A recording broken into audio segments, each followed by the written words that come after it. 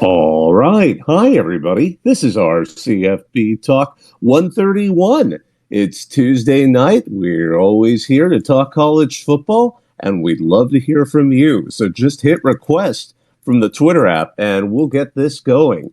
My name's Bob Akayeri. I'm going to be joined by one of my regular co-hosts, Sirius. He's going to be joining in just a few moments. If there's anything you'd like to bring up in college football, go ahead and hit request. And I can see Sirius is here, so I'm going to go ahead and add my co-host. So yeah, I'm going to go ahead and just fire off a quick tweet to let people know how they can join the conversation. And I can see Sirius is going to come up in a moment. So anywho, it's been another week of off-season antics, news going on all over the country. And let's see here. Sirius, I think I got you up. Nope.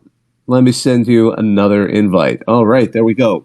But let's see here. Lots of things going on. Obviously, looking at the highlights of what's been talked about on our CFP, Alabama's been having some side stories with, unfortunately, what's going on with a couple of their players, at least with Tony Mitchell being pulled over driving 141 miles an hour before his recent arrest. And then, of course, the arrest was for possession of a lot of marijuana. But, we'll see how that goes. The wheels of justice will turn on that one. But let's see here. As well as what's going on with all of the wonderful stories going on in the Pac-12 and their media rights deal. But if there's a specific topic you'd like us to discuss, we would be more than happy to hear from you. All right. Well, as Sirius kind of works his way up here, let's go ahead and see what's going on. One of the other amusing stories that's been kind of crossing our radar here is what's going on at USC. Because as you might know, Southern California and the whole state of California is getting absolutely deluged with rain right now. So there was a great tweet out there of the image of their field, and it is just completely soaked because of the sheer amount of water and just not being used to dealing with all of it. And apparently they don't have an indoor facility. So the problem is their pro day's coming up. So being able to run their 40s, they can't really do it outside in that little pool. So frankly, it was fun to see some of the responses. Some of a Cal fan, AD's SFU, he was just like, welcome to the Pac-12, baby. This is what it's all about. UCLA's practice field was 80 yards for years. And in fact, I think it still is 80 yards. But I think it was recently updated to a full-on 100. Maybe it was, but a lot of people don't realize that. UCLA for the longest time, their campus is also packed. USC and UCLA have surprisingly jam-packed campuses for being in a city known for sprawl. But USC doesn't really have a huge practice facility, and they don't really have much to go insofar as indoors. And UCLA, I mean, you may know, they obviously don't play near their campus. And on campus, right by Pauley Pavilion, is where they have football practices. And for the longest time, if you just go to Google Earth, if it's still the old image, you'll see there's an 80-yard football field. I mean, you have to kind of eyeball it to realize that it isn't quite. There's no 50-yard line. It goes up to like a 40 and then evens it out. But, yeah, let's see here. Oh, dear. Well, we'll see if I know it looks like Sirius is having some technical difficulties getting on. We'll try and get him on here in a moment. But if you'd like to join the conversation about any topic, please hit request. Love to hear from you. And, oh, there he is. Let's see if we can get him up here. And we'll go ahead and get that invite. Looks like Sirius is actually connecting. All right. So he'll just give us a holler when he's up here. So let's see here. Another thing that kind of came up in college football this week, at least today, was listening to Deion Sanders. Apparently he's offered a new take on why he left Jackson State for Colorado. He said resources weren't the only reason. It was the ideology, the thought process, the forward thinking. He said that in an interview with the Pivot podcast. It was meeting at the crossroads and what was involved with that. Certainly, I think a lot of folks expected him to take a bigger job. Oh, it looks like we have someone else who wants to come up here. Let's go ahead and send that invite to come up and speak. So let's see here. Looks like, hey, Standrew, it looks like you're up here. Oh, I can hear you. Hey, is it Standrew, Wardam Eagle?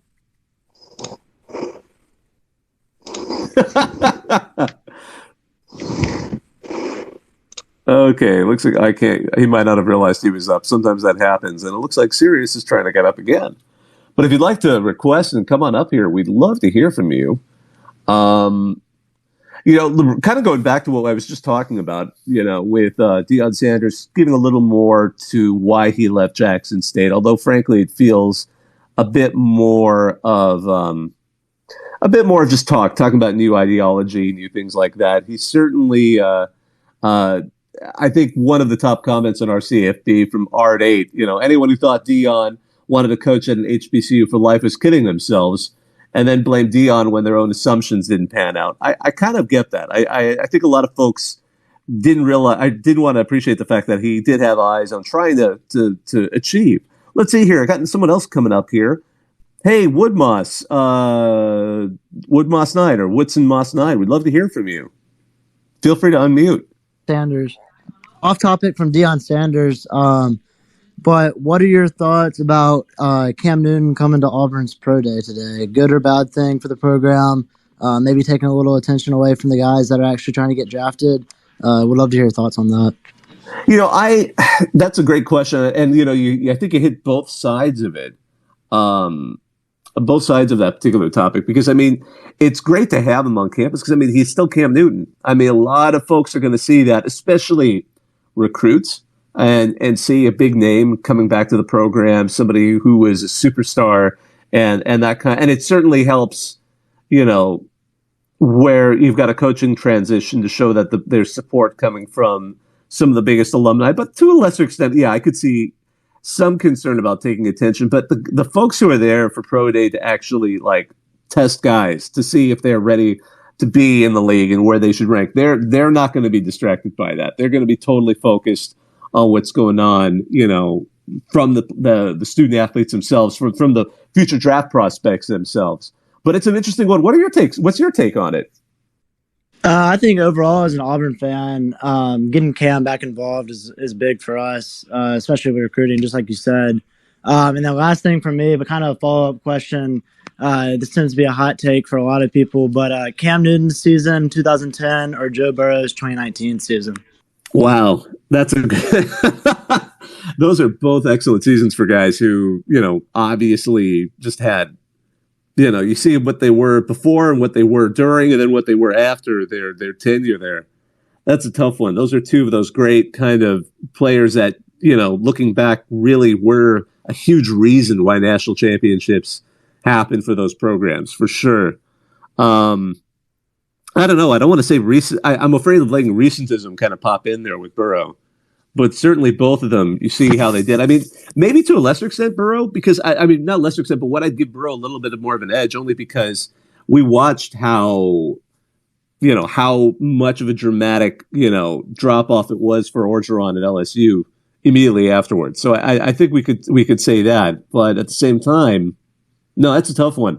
They're both. I can see why both of them would be possibilities. Looks like we're having a little funny connection issue with Twitter Spaces right now. I could see we're getting Stansrew back up, and it's connecting for him, but we'll see if that gets back up here. And I know Sirius, my co-host, has been fighting his way to try and get up here, and I keep seeing it trying to connect him, but it isn't. So we'll see. I'll send him another invite, and we'll go there. But if you'd like to join the conversation, feel free to hit request. We'll let you up here if the Bird app will decide to allow it today. Again, any topic is good. Again, it was nice to hear a little bit about Auburn's Pro Day. Any other topic you'd like? One of the other sort of going on conversations has been going on with the Pac-12 and what's going to go on with their media rights. Are they going to stay together? Is the band going to break up? Especially Utah's president has been really kind of aggressive with this in recent weeks, because a lot of the rumors have been that the Four Corners schools are being approached by the Big 12, and Utah's president Taylor Randall has said there's a solidarity between the remaining members. Honestly, some people are not sure how much credence to give that one. I was just reading, for example, again, one of the more popular comments on our CFB was from a Cincy fan, Bearcat Gary. Utah will be the first team to leave, confirmed. A lot of this is, and of course everyone's there's all these wild rumors going around that today is going to be the so-called domino day or something that's going to cause the Pac-12 to break apart. We'll see, but I mean, it's certainly been one of those active side stories going on. I know the commissioner, Kliavkoff, was supposed to, I mean, some people were hoping he would make more comments during March Madness, but there hasn't been too much in the realm of what's going on. I mean, John Wilner actually updated today that the the Pac-12 presidents haven't met or anything. So I guess F5 season lasts at least one more day, as Faith Black put it. So we'll see where that goes as far as what's going on. Again, any topic, if you have one you'd like to add to, we'd love to hear from you. I'll tell you one thing. A few things like the Twitter app hate Sirius as much. It's like I should say. I hope you love someone as much as the Twitter app hates my co-host Sirius, because even before, in the last year and a half, he has always the hardest times hooking up to this. So I keep seeing him trying to join, but he will. Guests have had no problem joining, but he's the one who's cursed in all of this. Again, kind of going back to this, sort of adding some more of these stories that were kind of accumulating this week about what's going on with the Pac-12. I just wanted to add one more coming from the Monty Show. They said sources at Utah tell us that Utah has told the Big 12 they don't believe they are a fit for the conference academically and believe they would lose significant dollars on the education side if they join the conference.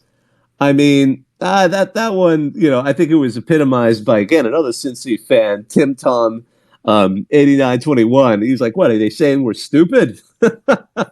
Oh, my goodness. It's, there are fine schools in both conferences for sure. And I mean, Pac-12, it has Stanford and Cal, but UCLA and USC were also strong programs, and they're heading to the Big Ten, which has plenty of its own. I mean, hell, the ACC's got loads of conferences. The SEC's got, Vandy. It's got Florida. It's got other great schools as well. So I don't know if any one school can get pointed at there for that kind of a thing. But even some Utah fans are calling that particular rumor being a bit of some nonsense. Prestigious Tract said, just so that you all know, as a Utah fan, this guy's a complete hack. I'm not certain he's ever been correct in his career. He states his own opinion and kind of hopes that people will jump on it. So that one, I think, is one that we can probably set aside.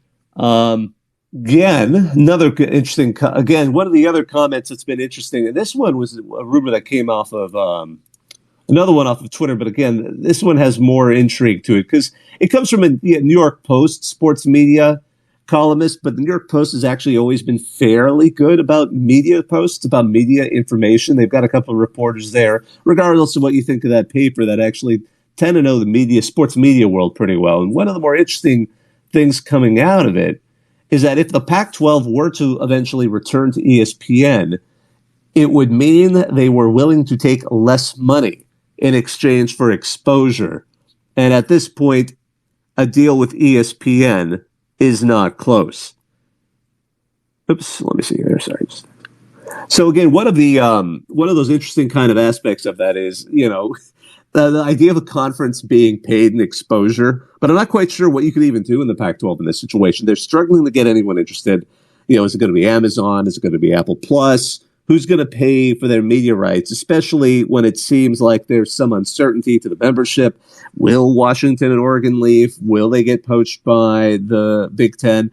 Will some of those other schools immediately leave for the Big 12?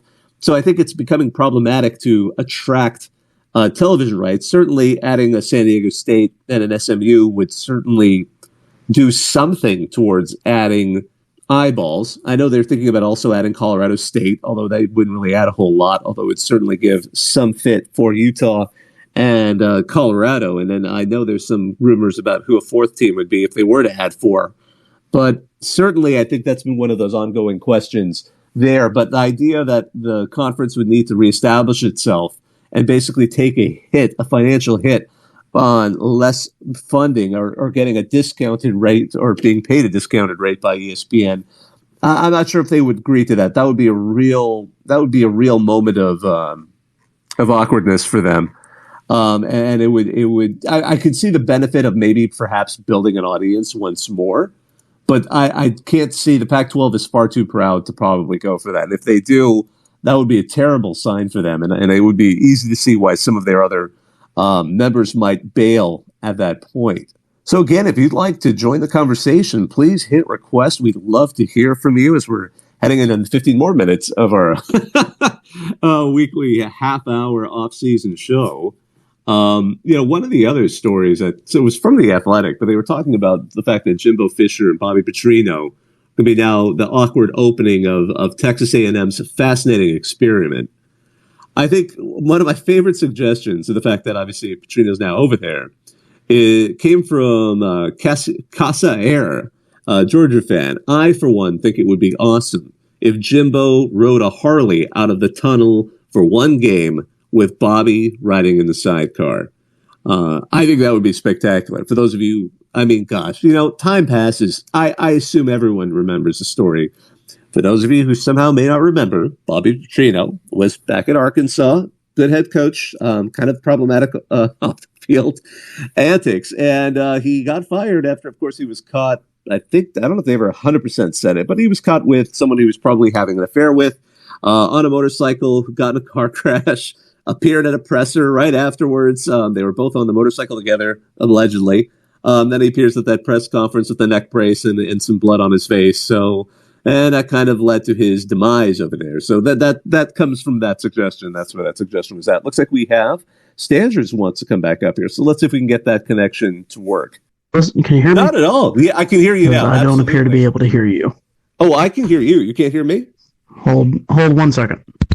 So many times our iPhones and things or whatever phone you're using, sometimes they have a habit of they kind of have a habit of canceling each other out. Like one time we were experimenting in the early days with speakers we could use. I'm actually doing the show from Boston right now. Hey, but, can you hear me now? I can hear you. Absolutely. Can you hear me? Oh man, this poor guy.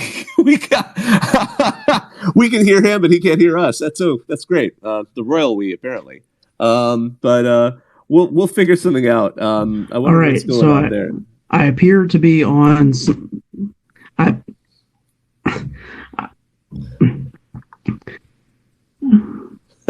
appear to be something on of a 15 to 20 second delay. Okay, I went ahead and pulled him down. Oh, but I did see a question that he sent us. And the question, sorry, I'm going ahead and looking at it now. I just saw, it's like, I'm trying to speak. My phone doesn't appear to be working, but now we know he's on a serious delay for whatever reason. I'm sure I'm not saying it's his fault at all. We know how, again, ask my co-host who couldn't join tonight. But I wanted to ask you what you think would happen if the NFL changed its rule for draft eligibility to match the NBA's 1-year rule. So that's an interesting question. So, and it's been debated before. I mean, what could the college football, obviously need a few years out, it's not like for those of us old enough to remember, we still remember when you could just go straight from high school into the NBA. But now, of course, you have to have that 1 year. Should the college football world switch that? Would the NFL want that? I don't think it would happen, and for a couple of reasons. There's a few positions where, probably they could come fairly close to being ready for the NFL after about a year. But a lot of those positions, particularly when we appreciate the quality of the strength and conditioning program at so many of these programs, the level of a couple of years out is going to make a huge deal for the quality of some of these players and their draftability. So I am a little hesitant to say they'll. I mean, for that reason, like we all know, that college football is basically the free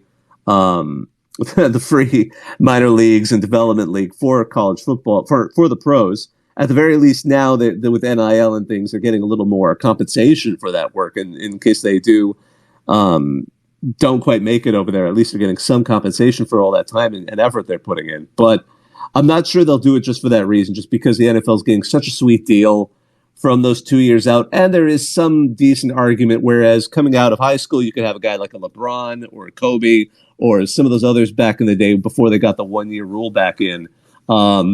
it's harder to physically be at the point where you can just jump into the league like you can after a year of college. There might be a handful. There might be that one or two guys out of.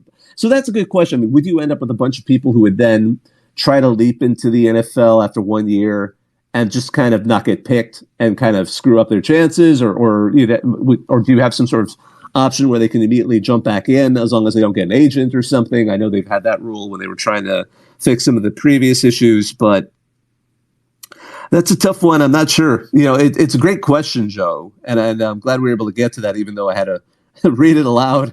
And again, thanks so much for asking that one, Standrew. We did get to it, and then the main thing. Sorry, I just got another message from him. The main thing I'm interested in dealing with is the mercenary team. What would you propose to deal with the new normal among blue blood teams? That's a great question because, among those, and I see we have someone else who wants to come up, and I'm going to go ahead and add you as a speaker.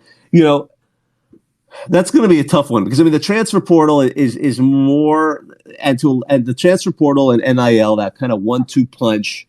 You certainly had that. We certainly had that kind of effort to kind of get so many teams moving so fast to grab players, especially those that mastered it. USC being probably the number one on that, only because you get a player who then comes to your program, wins the Heisman, and then somehow in the first year head coach nearly comes one loss away from becoming a playoff sacrifice, because they probably wouldn't have gotten far. But that was probably the prime example of that. I was reading an article by The Athletic's David Ubben last week, and it kind of influenced me a little bit on this topic, because he thought over time, somebody asked him where college football is going to be in like 5, 6, 7 years. But the thing I appreciate about what he was saying was, he thought the transfer portal might settle down a bit, because especially as some of these NIL deals and the collectives get going, if you're a player who isn't necessarily a superstar, like just somebody who people are going to throw millions for, you might just be willing to stay at your program because you're getting what might be like, several tens of thousands of dollars, a good amount of money for anybody. And you may not get that if you transfer to another program via the portal. But at the same time, the mercenary programs are the biggest question. What happens when you get a USC poaching the star wide receiver from Pitt, the quarterback from Oklahoma? It's going to be a tough one to say, because you got two sides of it. It sucks for fans, especially the fans of the teams that are being the hunted, not the hunters in all of this. But at the same time, a lot of over history, so many fans have been complaining about the players not getting justly compensated and things like that. So is it a free market argument that the players get an opportunity? Do we limit the number of times they can transfer? Even if we did, sometimes one's enough, right? And even before the transfer portal made it and NIL made it lucrative, you had guys like Burrow move over a team, and suddenly become a superstar. So, excuse me, that is one of the great tough questions right now for college football. Is does the system need to be tweaked? Certainly, some people think it does. But if you do, how do you do it and not run into some of because the problem is who would enforce it, and if it's enforced, would it get challenged in court? Almost certainly. And how would it stand up in court, given how hostile recent judgments seem to have been towards the level of control that, you'd need something like the NCAA to step in. I don't think anything the NCAA would ever try to do at this point seems like it would stand up in court if we were trying to control the movement of players, or at least in terms of earning and monetizing themselves to some extent. Now, one of the other stories that's been going on in the past week or so, I said last week, was that Congress wants to have some hearings on this, I believe on the 29th. I'm joking that congressmen just want to have hearings on this stuff so they can get, tickets to the Final Four or something. But, we'll see how that goes. It'll just be probably a lot of grandstanding and bravado. But the idea of the federal government stepping in to try and regulate that is a little nerve-wracking. The flip side of it, you have all the states that are now regulating themselves. It was really funny because California kicked all of this stuff off by passing the first bill, and then all the other states followed it. And now, in the last month, we've seen some of the states, oddly enough, the most football-crazed states, the ones in the South, that had created NIL laws for the state that were tighter than the others. And now, in the last couple of months, we've been watching them all kind of re-loosen the rules to kind of match each other. So is it a race towards a lowest common denominator of regulation? I'm not sure. But if anything, things are trending towards being more liberal towards the, and I don't mean that in the political sense, but I mean more liberal towards NIL and things that might induce players, because it might help their not their constituents, but yeah, it might help their team. We got someone else up here. I wanted to get to you, Nick. What's going on? You've been really patient. Hey, yeah. Can you hear me? Sure can. Okay, great. Okay, so I'll be quick. But basically, this kind of ties into how the discussion has progressed. But I think I speak for a lot of people here in this chat or just followers in general, that they follow you because of the content and the humor associated with it. So I just want to say I respect you for that, the sense of humor, or whoever runs the account. But anyways, sometimes I think sometimes we also want some personal thought on each topic. I know it kind of seems like you might maintain neutrality or kind of stay in the middle or just demonstrate, the topic. But I just wanted to know your personal thoughts on the transfer portal and, if how it takes away or how it adds to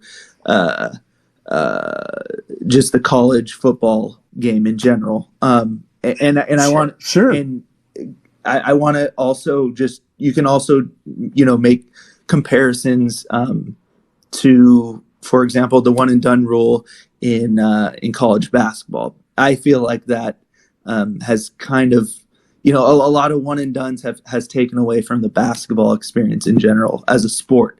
And you don't get as many Jaime Jaquez's or et cetera, Tyler Hansboroughs who stay. So, I feel like you can kind of correlate that a little bit to the transfer portal, because you're not building, legends anymore. But I just want your personal thoughts. If you could go into that a little bit, but sorry, go ahead. Oh yeah, for sure. Yeah, absolutely. Well, thanks for that. Those kind compliments, and frankly, just kind of go to the beginning of that, only because I might as well touch on that before we talk about the interesting parts of the transfer portal. But yeah, as far as the content that we tweet out, we're like a group. It's not any one person. And being in the off season, we're a little, it's kind of whoever has a tweet that they want to toss up at this point, because, I always joke, especially anyone who follows college football, especially if you have to do it intensely, February and March, you're just kind of like, not quite March. Now you start getting interested again. But late January and February, it's just like, I am kind of unplugging from college football. Let's just get ideas out there. Before I even forget, for example, like I got a little excited today because I don't know why they do it on I guess it's a Tuesday for them as well. But Britain has college sports. They're not huge, but they've been growing and they're trying to emulate us. And they even have American football, which is actually hilarious. But their teams are great. Some of their teams are horrible names. Like one team is like the Students, but the University of Western England, they're Bullets. They just won their second national championship today. So congrats on them. But going to all of that, saying that aside, the transfer portal. Yeah, no, we have all kinds of opinions on that between us. But my personal opinion is there's pluses and minuses to it. Yeah, I am in favor of it overall, because I think the negatives, and there's a lot to it. Somebody sent us a direct message talking about the mercenary aspect of it. And certainly, as I was saying, you can't avoid mentioning USC with the way they poached a couple of major players and then went on a pretty decent tear for a first season. Even with Lincoln Riley being a successful head coach before, that's still an amazing first season for them. So certainly the ability to poach players who might be doing really well and NIL is what made the transfer portal totally different. I mean, the transfer portal originally was kind of a neat idea. Maybe a guy can move to a different team without much of a penalty and then find some success, particularly if they're buried in the depth chart. But adding the NIL inducement to it, suddenly, it became way more mercenary. It's like, hey, come to this like, let's say you're some unsung hero at a MAC school. I'm not going to name anyone particular, but let's say you're some kid who just pairs at a MAC school. You're like the next Ben Roethlisberger when he was in college. I still remember when he was at Miami of Ohio. Or one of these kids who just suddenly everyone's like, whoa, there's like a superstar at this program, and he's now going into his senior year. Okay, that's going to be tough for those programs because they can't really compete if suddenly, a major P5 with an opening in a key position like a quarterback, it really needs someone to come over. But even then, before that, people were taking serious advantage of the grad transfer rule.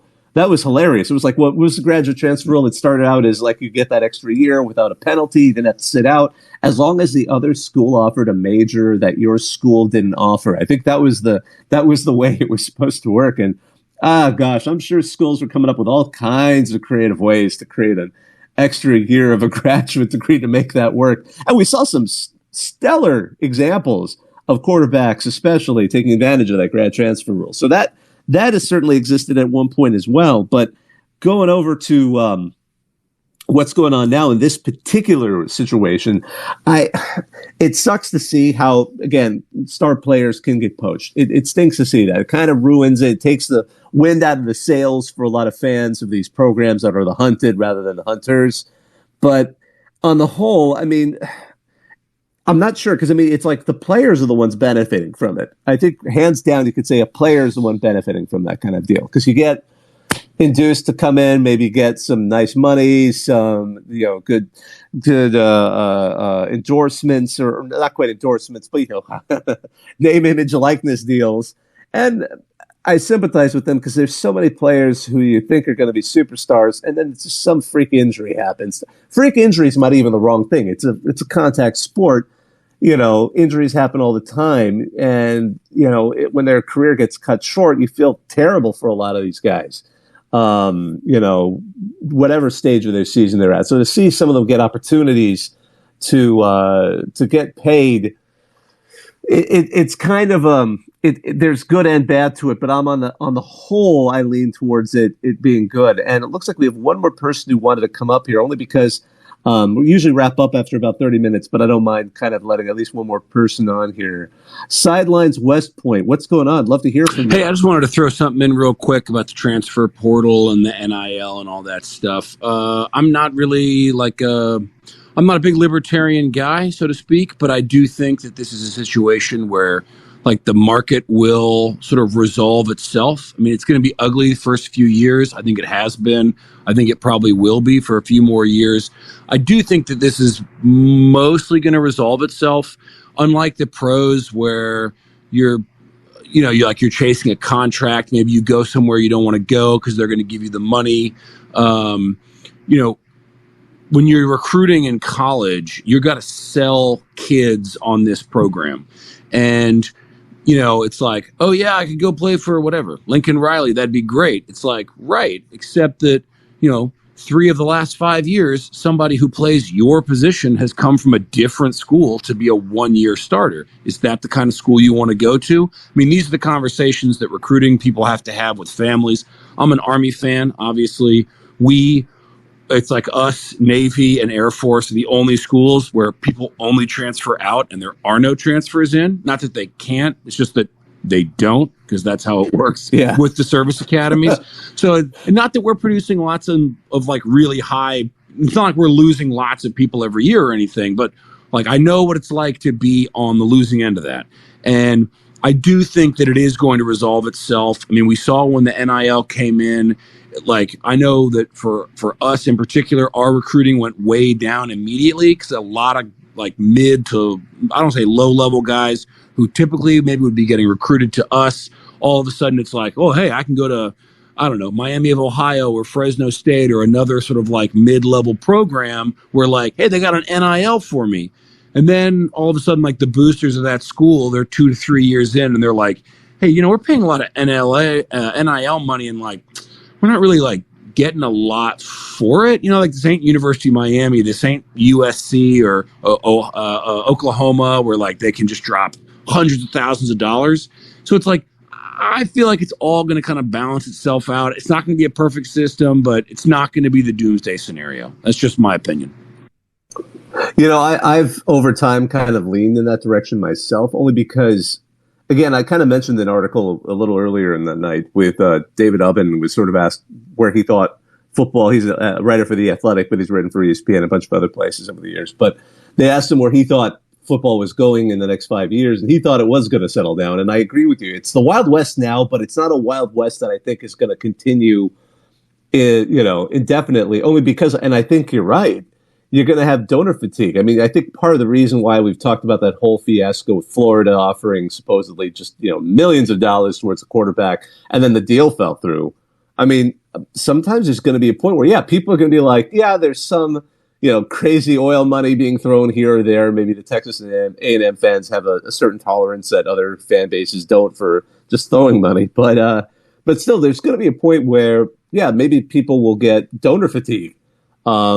Or they might not see, especially at some of the G5 programs, the level of impact that they would expect. But I kind of do want to see how it shakes out a little bit, only because it's been so crazy. I mean, we're like 2 years into it, and it's been wild. People are kind of learning how the rules even work on the fly, and how we're going to even probably have more legal challenges here or there. I know Ruiz, the big Miami booster, said he wants to sue the NCAA just to not to sue them for money, but to sue them to force a court to define what a booster is in a certain context, because he's still very pissed about the way they gave him a very light slap on the wrist, but they said they reserve the right to eventually kind of disassociate a booster in certain circumstances. And he's like, I wasn't a booster in that circumstance. So, there's a lot of things that are still very malleable right now in all of it. And but it's a tough time. I mean, it's both a tough time to be a fan, but kind of an interesting time because there's so much going on and no one really knows. It's not like we've had this script before. It feels like every week there's new twist to the story coming out, and we'll kind of see how it pans out. That was a great way to end this. I really appreciate that contribution there. Sidelines West Point. Thank you so much. And, usually we do these off-season talks for about 30 minutes. My co-host Sirius tried to join, and the system did not let him in. It was spectacular to watch him try to join every couple of minutes, and I would kind of pause and look at the screen, and he couldn't quite make it up. It happens. But we do these every Tuesday night. When we start having guests again, we'll have them kind of on different times rather than late evening. Most likely we'll have them in the daytime as well, and schedule those well in advance with plenty of advance notice. But my name's Bobak Kyrie. I just wanted to thank you all for joining us. This was our CFB Talk 131, and I hope you all have a great rest of your off season. So on behalf of myself, I'm going to hang up and listen.